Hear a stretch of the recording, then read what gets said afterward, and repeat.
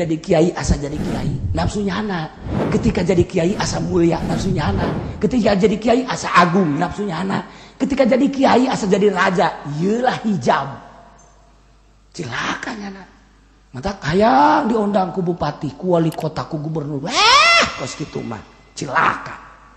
Kumaha lamun urang teh hayang aja diundang, gak masalah. Aja cara dibere duit bermasalah. Eta engke mah nu bener teh kan disengsirikeun, nu bener teh disengsirikeun ku loba-lobana nu jore disengsirikeun. Ku loba-lobana nu jore bakal disengsirikeun nu bener teh. Tapi nya mah biasa-biasa bodoh disengsirikeun ge aing mah deu kieu bae. Dihina, dicaci, dibaki. Aing mah deu kieu bae boga patokan keyakinan ka Allah. Tapi kebal eta mah cobaan doang mulai. Boga perhitungan kan masyarakat ya urang kos kieu amat ditungtun ku kiai etanya.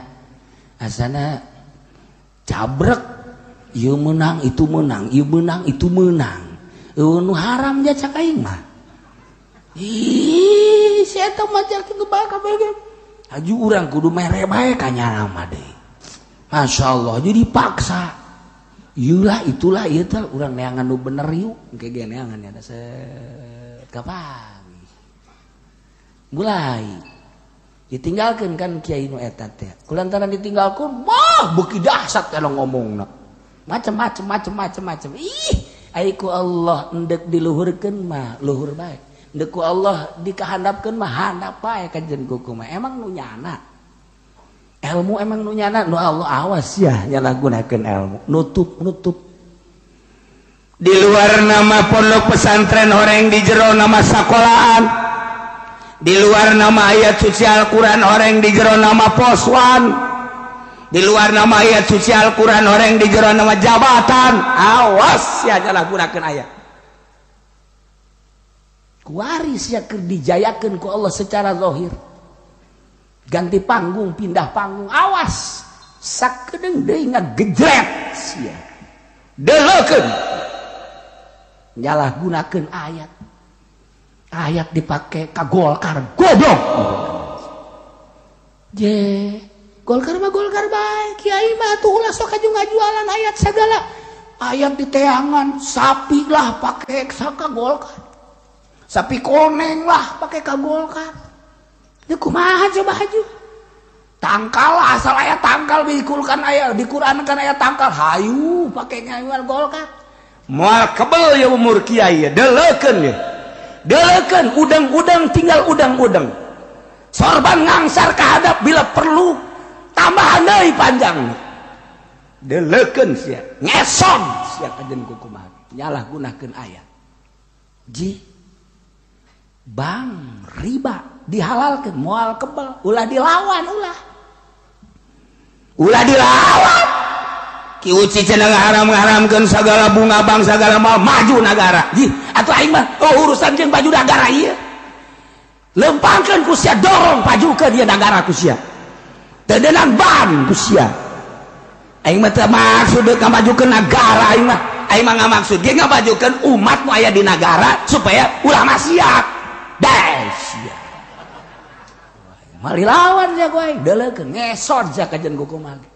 Ngaharamkeun ngahalalkeun segala kredit segala naon Ki Uci mah kieu ortodok ye jatuh aing mah emang bladitun ortodok aing mah sia nu modern sakumaha kemodernan sia halalkeun ku sia dalilan ku sia gaduh sia jeung aing emang aing teu bisa ngan aing mah embung mesti eleh aing izin jadi teu Ki Uci cenah boga ka izin eleh mah pagon izin aing ge sarua bae embung izin ke Allah lu kos gitu diurus-urus di debat-debat teu kudu geus adapkeun ngesot aya kiai anu ngahalalkeun kredit ku ari setruk ngan cai ka kula cenah budu cenah ieu cenah gara menta cai ka Ki Uci cenah menta gara-gara boga salah ka Ki Uci salah naon tuh jeung aing cenah kula ngahalalkeun kredit teu urusan jeung Allah jeung aing Jia tuh orang gitu mah yang dikatak sia. Ngatak henteu naon henteu. Urusan jeung Allah jeung Allah. Ayo teh geus gapura tiba lagi geus gapura. memeh lahir aing geus ngampura.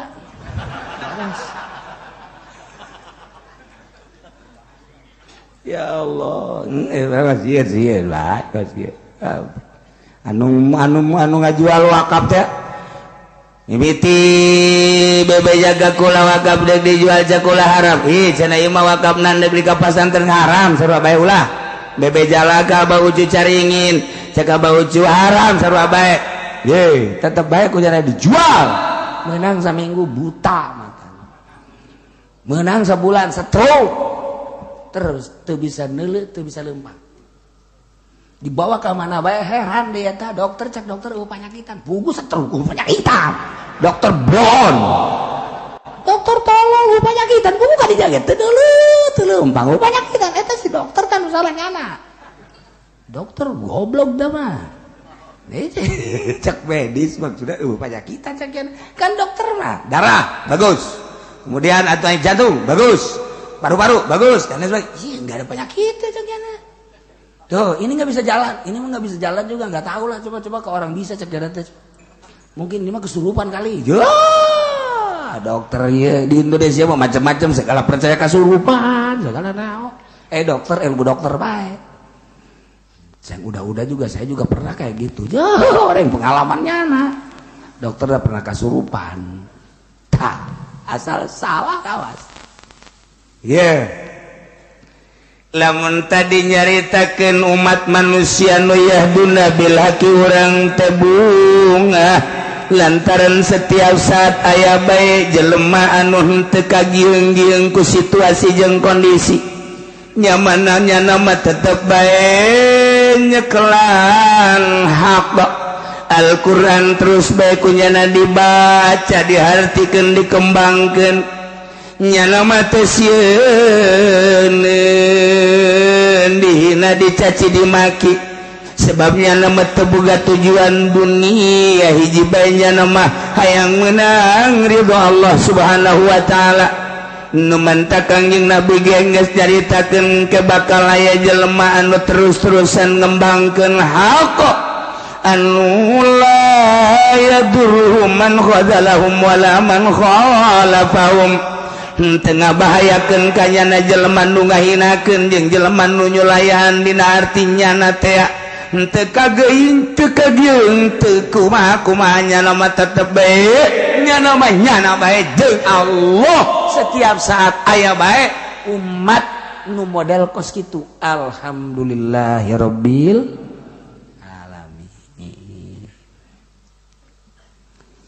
ieu mah deuk nyaritakeun kebalikan tinu tadi aya jelema anu ngabohongkeun ka ayat Allah kafir berarti teu percaya mah walladzina kazzabu bi ayatina ari jelema anu ngabohongkeun ka ayat kaula nu agung ceuk Allah yani Al-Qur'an khusus ahli Mekkah baheula lamun ditinggali tina kaumuman ayat berarti khusus urudna umum maknana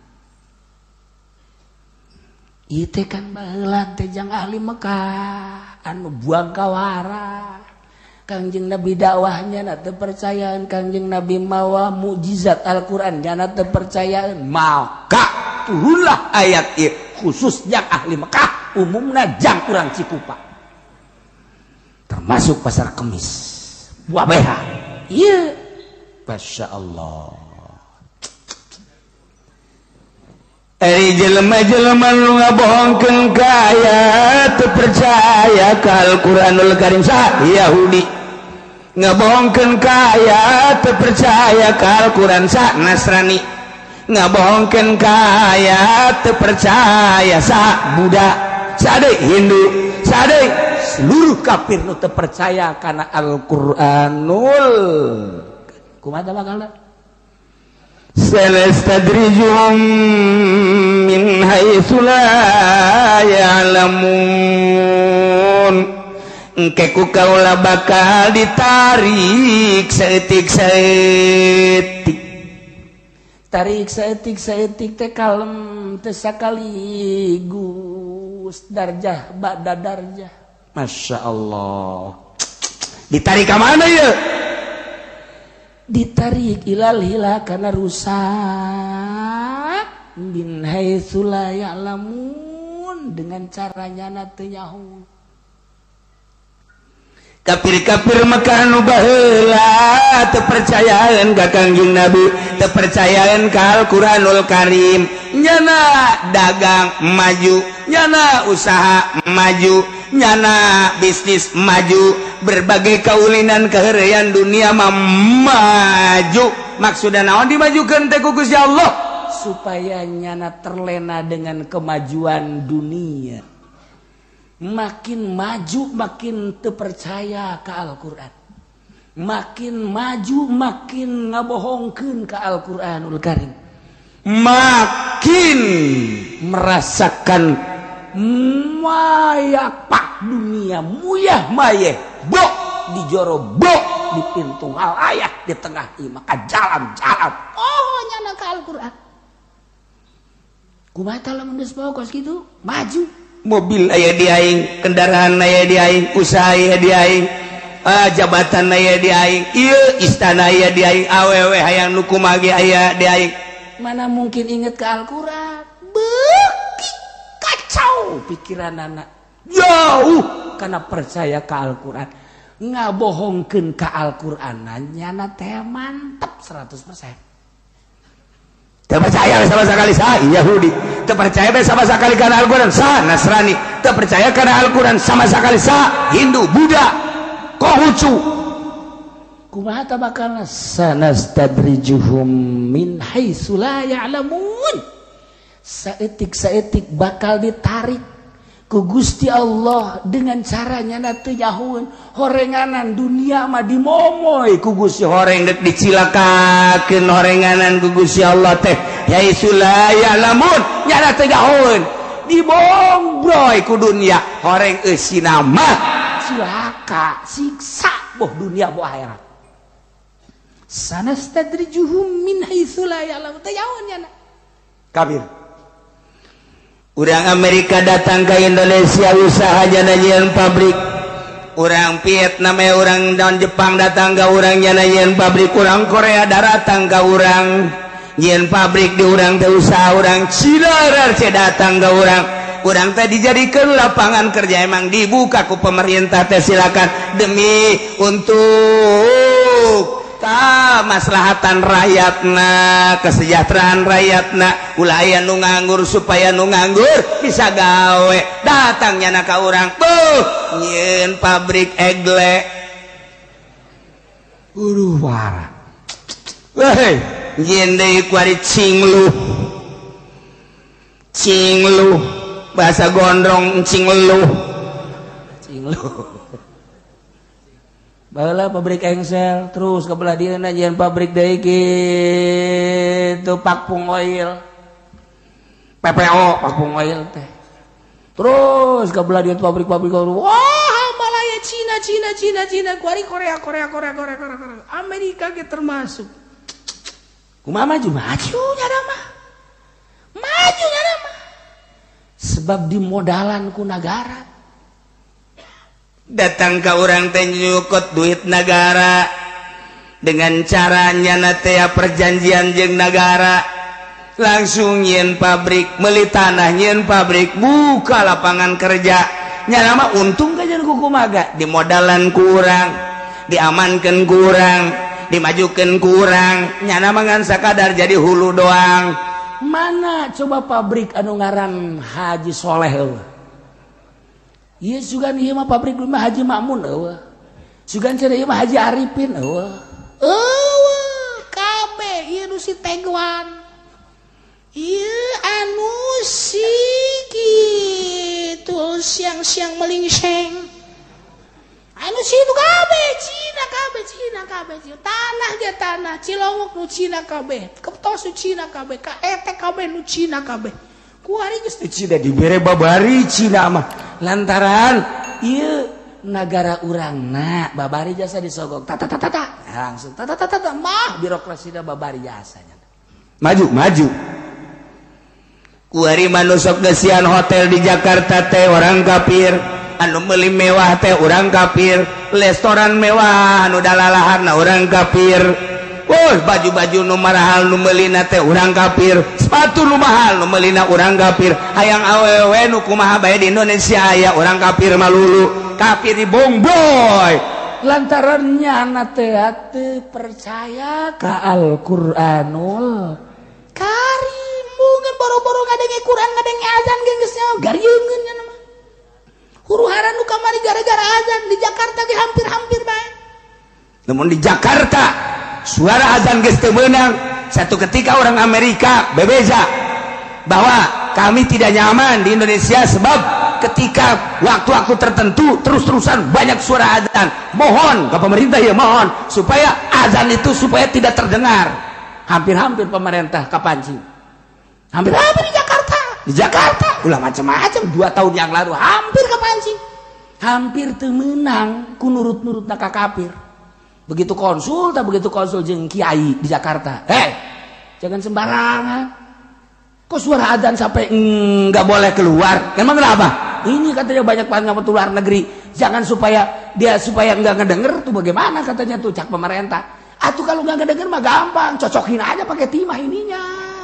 Berapa orang sih orang kafir? Kakara digetak gitu pemerintah kakar bila perusiana dicocokkan ku aing. Untung tak kiai Jakarta malah bejakeun kula ngaranna gagah. Hampir eta kos gitu. Coba lamun terus dicekel ku kafir. Ayo geura. Ya Allah, gubernur da kafir, kahandap da kafir, engke kujana dirobah lalaunan. Acak-acakan ujian.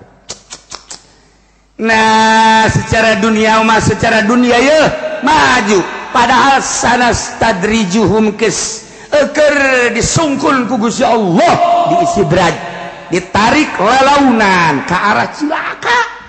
Maksudnya ke arah cilaka teh deuk dikanarakakeun supaya mantep nya teh percaya ka Al-Qur'an, teu percaya ka Al-Qur'an. Nya bohongkeun nu kawari 70%, wari supaya 100%. Terlena nya dengan dunia. Sanastadrijuhum min haitsu la ya'lamun. Nyana teu jauheun keur disungkun ku Gusti Allah. Mobil pang mewahna, imah pang mewahna, pakaian pang mewahna, awewe pang mewahna, pabrik pang majuna. Horegan keur disungkun sanastadrijuhum min haitsu la ya'lamun. Sing ade urang ge sarua bae. Lantaran Sayyidina Umar teh waktu keur nyerang Kisra dina kitab Bukhari caritakeun lamahum ilailai barang dibikeun ka kawasan ka Sayyidina Umar lantaran diserang ku Sayyidina Umar Kisra. Eta teh eleh haju menang Sayyidina Umar teh berikut jeung para tentara-tentarana. Akhirnya kapan istana dikuasai ku Sayyidina Umar, harta bendana gonimahna loba diboyong ka Madinah harta bendana. Segala rupa aya. Dimimiti alat-alat perang anu canggih saat eta, kendaraan saat eta panghebatna, uang dirham urang dinar loba luar biasa, perhiasan-perhiasan, berikut pakaian-pakaian perang loba jasa dibawa ke Madinah. Kumaha Kang Sayyidina Umar ngadoana? Sayyidina Umar mangadoa teh Gusti ku hari segala rupa aya ya, alat perang segala rupa aya, kendaraan segala rupa aya mewah, segala rupa uang emas dinar perak jeung segala aya, hayang dahar teh hese hayang nginum teh hese. Gusti besi jadi sungkunan. Ngadoa Sayyidina Umar mah ngadoana Allahumma inni a'udzubika min an akuna mustadrajan fa inni samituka taqulu sanastadrijuhum min haitsu la ya'lamun. Sayyidina Umar mah ngomong ngadoana kos gitu. Allahumma ya Allah inni a'udzubika sayyana kaula ngalindung ka Gusti anakuna mustadrajan. Tidak ya nabi teh disungkun ku Gusti besi teh jadi sungkunan harta teh lantaran abdi nguping ucapan Gusti sanastadrijuhum min haitsu la ya'lamun. Ku ayana sakitu Gusti bere hate abdi ulah resep saeutik-eutik acan kana dunia.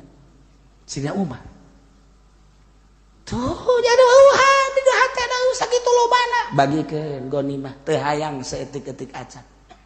Aman nagara lantaran jelemana teu hayang bung kadatangan ku dunia tina sawarehna kiai anu bakal naon kitu ngaranna aman di akhirat bakal langsung ka surga di mana-mana ya dunia suka imahna cerik besi dunia jadi istidraj lamun tas gariung haju aya nu mere amplop 10 juta 20 juta nya nama cerik atawa 5 juta Gusti besi ieu dunia nu dibawa ku abdi asup ka imah abdi besi jadi sungku nanti Gusti tah mantes pidato teh cerik ka Gusti Allah percis kos eta bae dia teh pernah cerik ya Allah ya Rabbi Gusti abdi teh ceramah Gusti aju dibere nangan 2 juta padahal pasaran abdi 5 juta segruk cerik goblok tuh udah kuwadi aduh Masya Allah karim urang wajib cerikan teh saeutik Sayyidina Umar mah cerita besi asup ka imah dunia teh ulama anu jelas-jelas bakal ka sorga ketika dunia asup ka imahna cerik besi istidraj ya Allah urang mah golosor cau alhamdulillah nu kamari ge can beak golosor deui apel alhamdulillah masyaallah golosor deui kitu anggur alhamdulillah bo di imahna sakumaha toko buah-buahan haju maksudna masalah kos kitu mah jaki kiriman Allah ieu mawa sajan sakilo kan jadi loba tapi nyana bunga cilaka kudu kumaha tuh Sayyidina Umar ya Allah ya Rabbi ku abdi geus dibikenan bae ge di dahar sadaekna ku jelema ku tamu-tamu tapi Gusti ngiriman dia besi dijadikan istidraj bae Gusti ya Allah ya Rabbi ulah Gusti jadikan istidraj bere abdi ulah resep kada dunia kos kitu nyanggakeun sadaya-daya teh urusan Gusti masyaallah Gusti kamari mah rada loba kok ayeuna saeutik Gusti siapa goreng tungtung na cak Allah teh ya itu ngarana resep teh eta mah ulah anda lamun urang ngariung aja tadi bare berkat alhamdulillah masyaallah nuhun Gusti berarti Gusti ngajagaan dunia ka diri abdi boro-boro dibawa ka imah abdi sangkilang nginum ge ngarokon teu Gusti ieu beuneuran abdi bener-bener dijaga ku Gusti 3 kali bae kieu abdi ka rumah sakit Gusti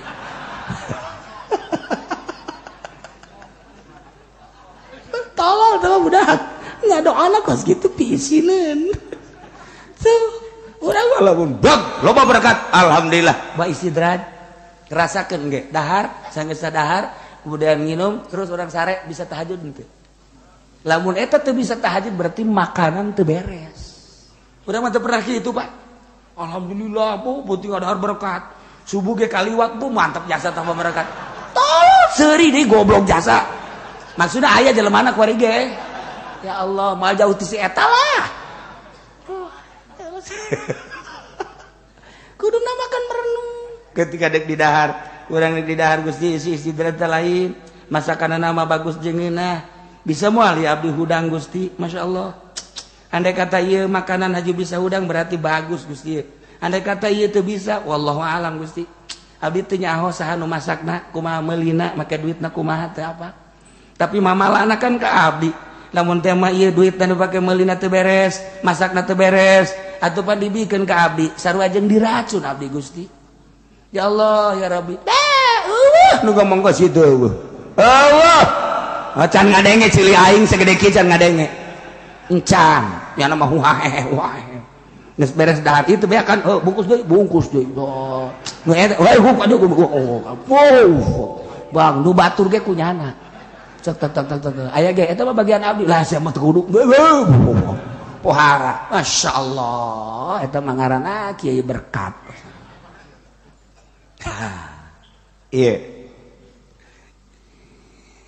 walladzina kazzabu ari jelema nu ngabohongkeun khususna lima kaumna seluruh para kufar eta teh horenganan keur ditarik saketik saeutik ku Gusti Allah aya anu ditarik saeutik-saeutik istisad naik ka luhur sapalkah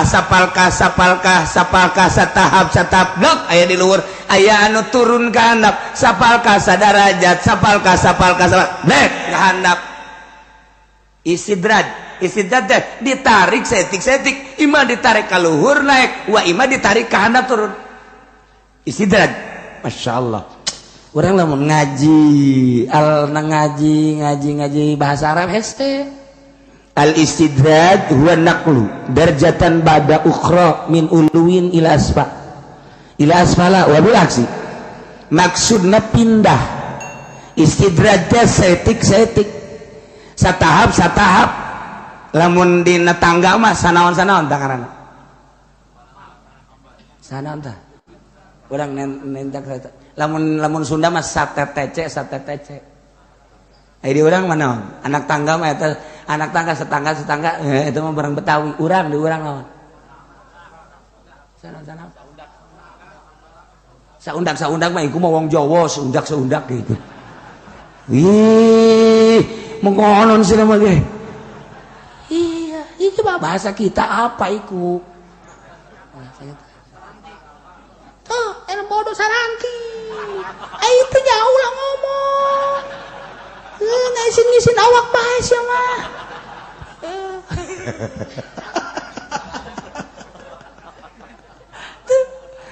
eta teh aya anu ti handap ka luhur aya anu ti luhur ka handap istidraj ngaranna maksudna ditarik saeutik lalaunan aya jelema ku hari ngaji lalaunan saminggu sekali keur ditarik ku Gusti Allah dikaluhurkeun tina tatadina bodoh supaya ulah betah dina kabodohan rada pinter kabelah ditu lah mantep ngajina unggal poe naik komo santri mah setik 10 tahun ternyata bisa maca ieu eta istidraj ditarik setik ibadah sarua ibadah ge sarua bae anu tatadina urang teh ibadah biasa bae ku ari mah beki yakin datang ka makom yakin eta ditaekeun ku Allah setik ku gara-gara nyanana micenan karesep dunia mimiti tatadina masuk resep radal keluar ku ari mah geus ditahan teh hayang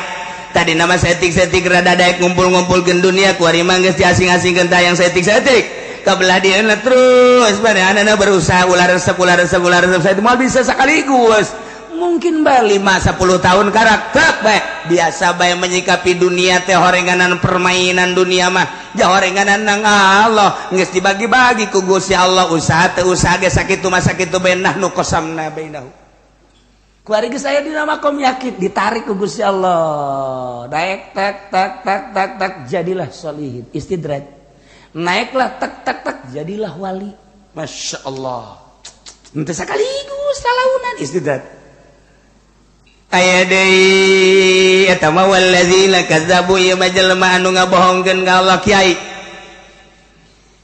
teh kan nu mantak dikiaikeun ke bisa ngaji nu mantak dituturkeun ku masyarakat teh lantaran boga pangaruh aya ilmuannya geus dikiaikeun ku masyarakat teh kiai ngimaman mangga kiai ngariung kiai nu mimpin mangga kiai ala kadar ngomong mangga dikiaikeun ku ari mah pangaruhna rada gede manehanna rada gede alhamdulillah ka mana-mana loba nu ngundang nyana lantaran dikiaikeun alhamdulillah kaambel ku pamarentah alhamdulillah disilaturahmian ku kandidat ku ketua partai sakali sasalaman 1 juta engke 2 juta ke 3 juta kaditu namanya luluh bungahnya na dibere duit kos kitu ge teh nyaho asal usulna eta nyana ti mana nu sabenerna ti mana henteu penting mah aya bae tah warinya na ditita kampanye nae ka panggung langsung dulur ndek nurut ka sadeui lamun lain ka kiai aturan tuturkeun bae kula ye ieu ke melalui pertimbangan Al-Qur'an waqaf Al-Qur'anul Karim ieu nya ulah salah pilihlah tah ieu Golkar lantaran Golkar mah bisa pake nyiuhan iyalah golongan karya nah yuk ndek nurut ka sadeui urang keur ngabangun sanastadrijuhum min haitsu la ya'lamun keur ditarik dibetot ku Gusti Allah dikahandapkeun nyana teu nyaho nu kamari di kiai-kiai kuari rada bau kiai si kitu. Kamari mah hebat dasa aya kiai. Di situ aya para kiai. Kiai eta hebat. Kuari mah kiai si kitu. Beda tuh. 2 kali kiai. Kiai gitu deh. Kiai gitu tuh. Kuda-kuda bagus 2 kali. Kuda-kuda bagus. Handle tak bagus gitu mah. Tapi kiai bagus. Bahaya ya mah. Sanastadrijuhum min haitsu la ya'lamun. Ngagesle. Kuari kiai anu asup ka partai, kiai asup anu ka Golkar terutama deulekeun di Kabupaten Pandeglang, saksian di Kabupaten Serang, Ambalaya di Kabupaten Tangerang, sepengalaman kaula kula di Bandung, di Garut, di Tasikmalaya. Eta teh anyana teh bunga nu dibere mobil, nu dibere motor, nu dikamekakeun. Kemudian nu dibangun majelis talimna jeung pondok pasantrenna. Eta teh keur dibongbroy diistidrat ku Gusti Allah. Horenganan sanastadrijuhum keur ditarik setik-setik, dibetot. Mun tadi mah ti handap ka luhur jadi solihin, ti handap ka luhur jadi wali. Ku ari batiluhur nu tadina kiai jadi ku ari kiai. Ngagejret blek handap nu ngaji tutup tinggal banyak suuzon ka jelema nu magahan ngaji teh pesimis gara-gara sia lain kitu pagaweannyana diistidrat ku Gusti Allah. Santri baralik plak tinggal kuari mah 2 tingkat 3 tingkat majelis talimna loba gede tapi nu ngaji kuari mah pondok pesantren 2 tingkat santrina beda ngomongna ai kamari mah macalab jatun lamanawiyatun wa tutanawa samayatu kuari mah lain deui kotok negeri ini ganti sabaraha pondok pesantren nu santrina jadi hayam negeri sabaraha pondok pesantren anu kuari eta teh diistidrat ieu ayatna ieu bacakeun di hareupeun Kiai Mui, bacakeun di hareupeun Kiai Golkar, bacakeun di hareupeun kiai anu sok di partai.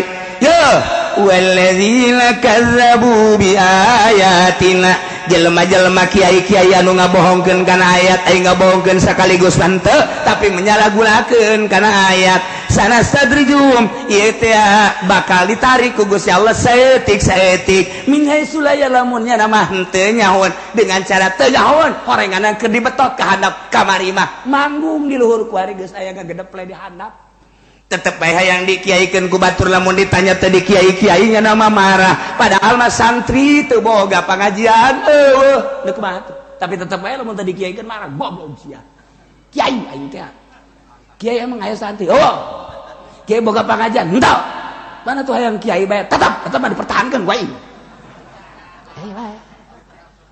pan ai kiai mah meureun boga pangajian kiai boga santri eta kiai aya majelis taklim aya pondok eta ngaran kiai aya santrian aya kuari mah santri baralik bubar kabeh haju kuari majelis taklim lage geus seueuh haju nyanana magahan ngaji geges henteu haju manehna tetep bae hayang di kiai-kiai eta kan diistidrat kan ku Gusti Allah bacakeun ayat ieu ka kiai modal kos kitu maksud aku mah abeh merenung nya aing ieu datang ka kiai kuari ge encan ngarasa salah bahwa nya asup ka Golkar ku goblok-goblok da kiai eta ku tolol-tolol la kiai kau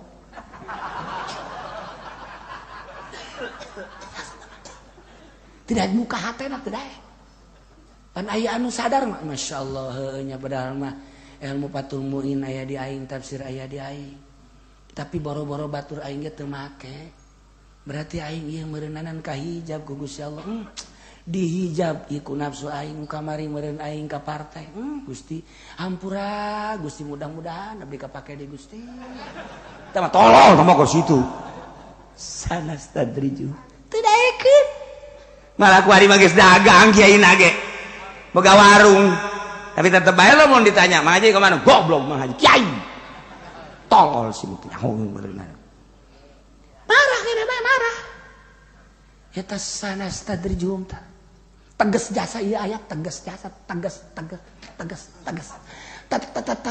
jasa sanastadrijuhum min haitsu la ya'lamun masyaallah Istidrat gugus ya Allah. Ya Allah ya Rabbi. Baheula keur boga pondok pesantren salap mah manehanna pada santri aya 10 aya 20 sengit kadengena bagus kadengena mun ngomong didengekeun bari dipake haji mun aya riung-riunganna tuku batur teh gitu naon ngaranna diondang malah teu kaladenan ondangan teh malah loba anu teu diijabah lantaran ngarasa capek jak karena Allah ieu tapi seungit lalaunan ngagesernya na jadi muitak mui sibuk mobil jadi boga padahal istidrat imah jadi bagus padahal istidrat kuari mah make calana dan lain sebagainya padahal mah santri balik pengajian eueuh nyana teh gupak dirinya keur istidrat ditarik dikahandapkeun set jante min haitsu la ya'lamun emang teu nyahoeun ieu dengan cara teu nyahoeun nyana ge teu nyahoeun tinggal introspeksi urang aing sih keur ditaekeun apa diturunkeun ya masya Allah kari bisa etik jelema teh nu sekarang itu tapi lamun haju inget bah oh lain jalan aing ya wah oh lain jalan aing lempengkeun deui boga kayakina wah cenah alhamdulillah barang asup di partai mah ieu motor-motor bae mah boga motor istidrat kamari mah ngan boga motor doang cenah keur jadi santri biasa kuari mah barang asup ka Golkar mah kok jadi mobil istidrat merekan dihandap mobil istidrat siapa aing ngahina baca kiai ayat walladzina kazzabu bi ayatina sanastadrijuhum eta mah jang kafir aing mah lain kafir lain naon ieu mah lain kafir mah tapi ulama salafus salih ieu teh ya ngajelaskeun lain ka kafir bae kiai nu nyalahgunakeun ngabohongkeun ayat anu tatadina ayat teh jang neangan ridho Allah kuari pake neangan apansa neangan posoan neangan berkat tah ieu ayat sanastadrijuhum kiai anu ngariung hayang berkat tadi bere tulis di hadapna berkat istidraj beres guys aduh ai mah lain istidraj deui anu belah dieu mah raja istidraj rajana aja setan geus jadi raja pandangan kudu istidraj ge raja parah urang namun digulak-gilak saayat bae ya karim masyaallah horenganan Masya Allah istidrat tuh Islam mulai orang jadi kiai ketika aya dunia suka imah orang tah iya dunia mun duit teh mun makanan teh mah tenden urang na diuk we di meja renungkeun ka Allah Gusti ieu teh duit istidrat apa lain istidrat teh naekeun abdi ka luhur apa ngahandapkeun abdi ti luhur ka handap abdi kan teu apal ieu duit teh ti mana usahana naon nyana renungkeun ku urang teh ieu mah teh pamarentah mun ti pamarentah mutlak tah mah geus tah mah ngagejretkeun kadaya ku ceuing sia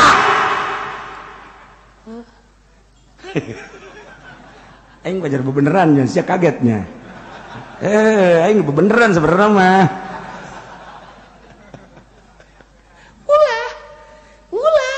hayu babarengan ka Allah ulah make jeung hayang duit pamarentah ulah cenah lah ki uci mah teu nyahoeun cenah dalilna leg ku sia dalil leg ku sia dalil leg kena jadi orek koros ya mal beres mantep kula mah eta aya gambar di jualan kula mah di Banten aya gambar kula mah isin ceurik kula terus ka ditu ka mana ka Pulau Cangkir kamari aya gambar kula di jualan aduh sakula teh maksudna aing dibere henteu ku sia ya Allah deres mun bagi dua mah kitu tah ya henteu tah aya jelema tamu ti Jawa Timur ti ampel ka kula aju mawa eta teh kos-kos almenak kula ditanya nyana bebeja tas ampel itu apa ini gambar kiai siapa kiai coba lihat sini dia jaheu ieu mah gambar ai belinya di mana saya beli di ampel masya Allah beli di ampel sih jauh amat atuh ieu ai aya ieu berapa duit segitu tuh bilangin sono bagi dua gitu di Banten kula ke Banten ya gambar kula mas isin ulah isin bung kemudian atuh di Bolo Cangkir Ambalaya kula isin ja anu bebeja kelas di Cirebon meuli gambar kula eta kan nu kanyahoan bae nu teu nyaho mah beun loba jasa meureun jutaan puluhan juta nyana boga kauntungan aing tilok dibere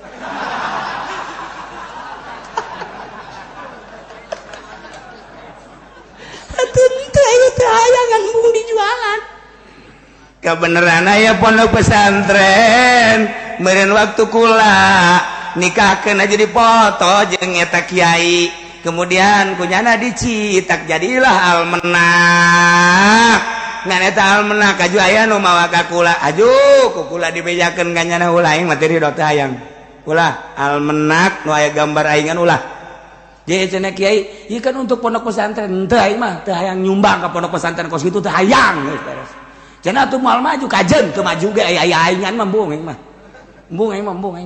embung kena kusia beres tanggal ju disesuaikan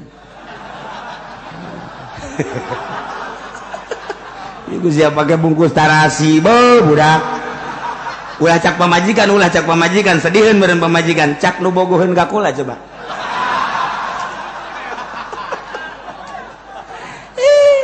emang nu bogo atuh loba aduh ini kekasihku cek yana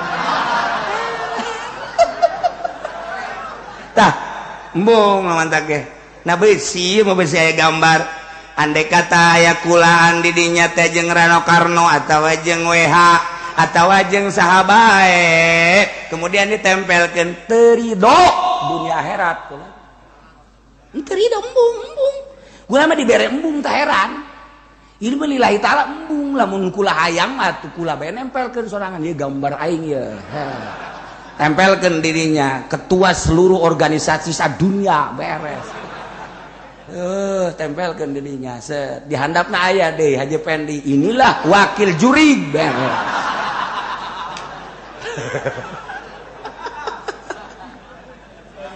aduh gula mah eta masuk dipoto ge keur ieu mah hayang yang kori dibere embung kuari dibere embung anu moto lo bajasa keur ieu mah emang hayang keur ieu mah wari embung dibere embung tak ku Allah teh dibere embung lamun lain gitu mah jeung ahli Allah ngarendeng jeung Habib Lutfi dipoto kajeun ieu mah jang sakadar dedeuleuan oh iya Habib lain deuleu kula naon Habib aing nama teh kudu deuleu dipoto aing mah deuleu ieu aing ye gitu teh jeung Syekh Aziz dipoto jeung Syekh Fadil dipoto jeung kiai kajeun teh mah sakadar kenang-kenangan doang bahwa ieu jang syahid ke di akhirat mun Syekh Habib Lutfi mah atunya nama turunan Kangjeng Nabi ya Syekh Aziz ge Habib kan eta turunan Kangjeng Nabi ya kayaknya neuleuh wah ini yang pernah dipoto sama saya nih nah engke Haji Pendinya ini saya juga dipoto enggak itu mah kepoto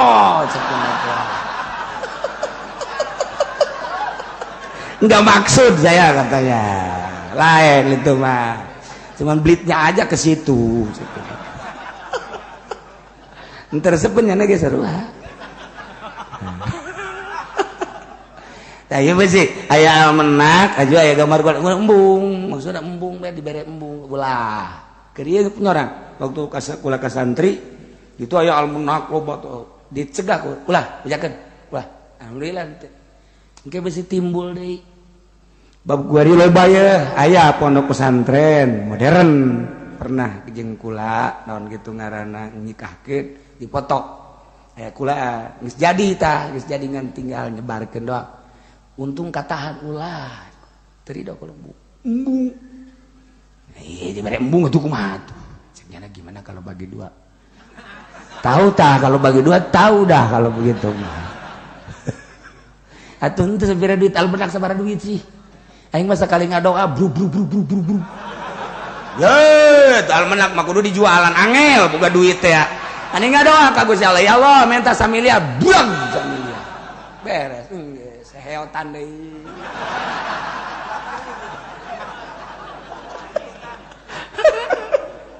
atuh gan embung aing ngadoa duit naonan atuh teh hayang lamun teh mah hayang bisa insyaallah sabira kos kitu atuh lah asal dipenta bae Allah kan bebarengan jeung urang Urang bahagia nyaho ka Allah teh allazi khalaqas samawati wal ardh.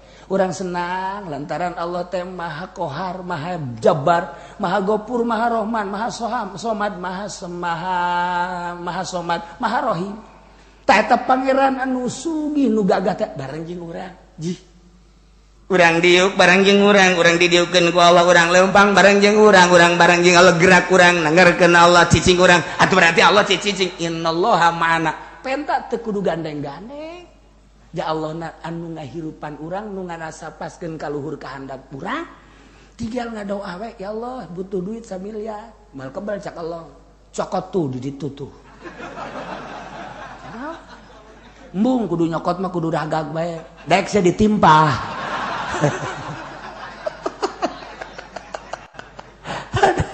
Eta mah gagarak duit onam bel kumaha lamun menta mobil aju mobil ragag. Orang betah sia minta mobil ku yang dibere modar sia.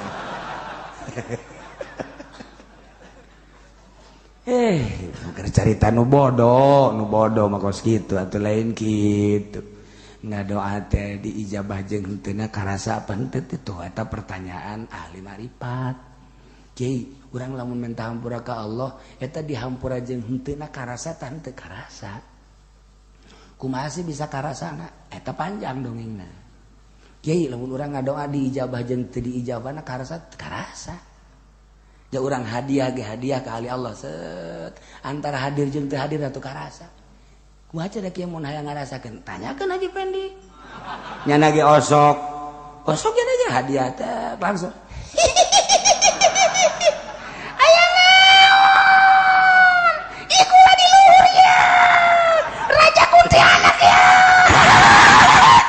itu kasurupannya nana. Atuh karasa. Jadi eta supaya hayang karasa kitu eta lah nu hese perjalanan kitu nu hese. Malah urang isin ka Allah embung ngadoa. Nanti sekali-sekali lamun keur ka ponto lah minta bae Gusti. Misalnya aya acara kemudian hujan berbagai ieu teh antara penta atawa ulah teh kan urang mikir heula. Pikir ka Allah isin teh ya isin teh. Ieu teh manfaat apa henteu sekali-sekali ieu bandek nganasehatan jelema ieu Gusti menta bae ya supaya hujan teh eureun biasa kedeuk. Eta doana mah eta teh ya. Rabbi firli wali walidayya warhamma kama rabbayani shaghira. Set hujan eureun. Tuh pas mana aing. Juri ngomong.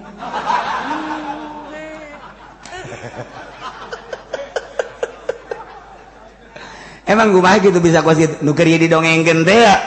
Syekh Nawawi di Mekah teh kapan harita teh naon gara-gara panas kiai ti Mesir kiai di mana menta hujan eueuh diijabah. Aya dongengna Syekh Nawawi cenah Nawawi Tanara Ban Al-Bantani panggil.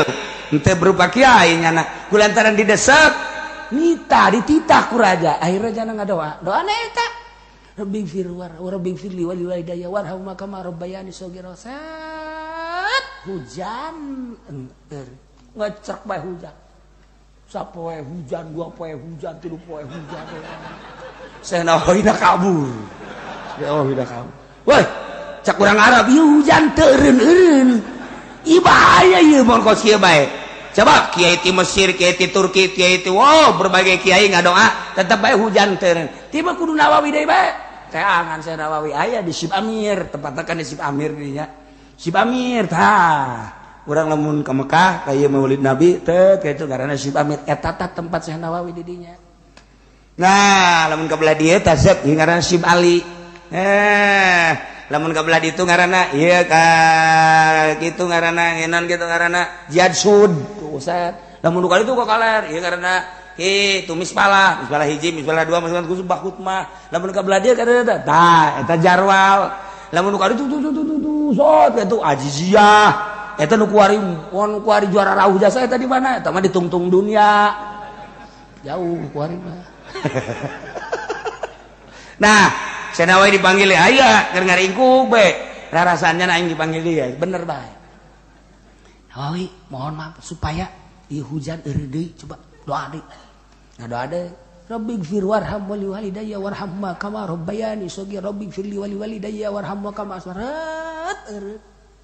cak urang Arab eta kene doana heuh. Eta kene. Teu hese. Naon hubunganana doa eta jeung hujan coba ge hayu. Dia tambah robing piril. Jauh jasa. Nah, wali mah kos kitu. Tapi aya rahasia-rahasiana nu kukulang pernah didongengkeun teh harita aya anu dibere doa aju katinggalin teh eta sarua bae Syekh Nawawi teh wali. Geus lamun dibere ku wali mah ulah sok nawar-nawar. Ulah tah eta wirid. Gua cenah hayang ka awewe. Tah baca eta. Baca. Padahal hubunganna jadi daekeun. Aja urang mang-mang ieu mah jauh hubungan kana mahbubah. Mal manjur. Ulah asal dibere ku wali. Ya beres ya nah, iya kan murid torikoh teh nu hese ge nyana yakin tuh bahwa urang teh guru nyana eta nu hese ge ari sakadar kadeuluna bagus-bagus bae mah lain kitu pan guru torikoh mah matak dek merena hese nyana yakinin teh si ka aing bahwa aing mursyid mun cara guru torikoh teh mun cara teh mah lamun nyana encan yakin moal dibere moal aya sadunya nu mere moal aya guru torikoh kitu mun geus yakin kara mata kayak anu 5 tahun, 6 tahun, 7 tahun tadi bere-bere. Zikir biasa mah tuh biasa bae ngan bertorikohna satungtung can yakin moal. Sebab naon? Engke nanyana can caya kumaha lamun kadeuleu keur teu salat misalna, kadeuleu keur kadeuleu aurat, kadeuleu keur kan macam-macam. Tah, ieu mah lain mursyid mal beres. Misalna kan guru torikoh mah aya fana dan lain sebagainya. Oh, kos aya 2 jelema, panjang bae. Tungtung nama ayah hiji jelema sia lamun hayang jelema kudu neangan mutiara lamun geus kapanggih jeung mutiara kakarak sia jadi jelema. 2 jelema penafsiranana beda. Nu ieu mah nu pertama penafsiranna mutiara asli batu, nu ieu mah mutiara ma'rifat beda jalan. Nu ieu mah tuh terus bae neangan ka laut neangan mutiara beda jalan. Nu ieu mah terus bae ka pesantren majelis taklim. Laporan 2 nana nu ieu mawa mutiara asli, nu ieu mah mawa ma'rifat. Kakarak. Padahal guru da eta keneh. Beda keyakinan, beda datang. Tuh, nu ieu mah yakinna bahwa nyana teh lantaran tatarina ge hayang dunia, tafsiran nyana teangan mutiara beneran. Nu ieu mah datangna lantaran hayang husul ilallah ketika teangan mutiara ma'rifat. Jelemana eta keneh mursyidna berbagai keyakinan murid nu datang beda engke bakal. Mantap di akhirat aya mursyid teh guru mursyid, muridna nu ieu ka neraka nu ieu ka surga. Mursyidna nyana-nyana keneh. La ilaha illallah bareng. Tapi nu ieu ka surga, nu ieu ka neraka. Protes nu ka neraka. Masa sih guru kula eta keneh dikira eta keneh tapi kok ieu kula mah ka neraka kakarak diproses panjang da dongengna engke insyaallah mun ka umuran ku si eta ieu mah wa umli lahum inna kaidi matin wa umli jeung bukula diserentekeun dingkekeun diakhirkeun ente disiksa di dunia dibohong brai ku dunia sebagai sidraj.